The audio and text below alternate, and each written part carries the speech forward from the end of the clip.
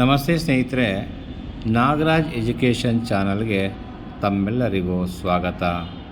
ಇವತ್ತಿನ ಈ ವಿಡಿಯೋದಲ್ಲಿ ಪ್ರಥಮ PUC ಕನ್ನಡ ಮಧ್ಯವಾರ್ಷಿಕ ಪರೀಕ್ಷೆ ಅಕ್ಟೋಬರ್ 2024 ನಡೆದಂತಹ ಪ್ರಶ್ನೆ ಪತ್ರಿಕೆಯನ್ನು ಈ ವಿಡಿಯೋ ಮುಖಾಂತರ ತಮಗೆ ತಲುಪಿಸುವ ಪ್ರಯತ್ನವನ್ನು ಮಾಡ್ತಾ ಇದ್ದೇನೆ.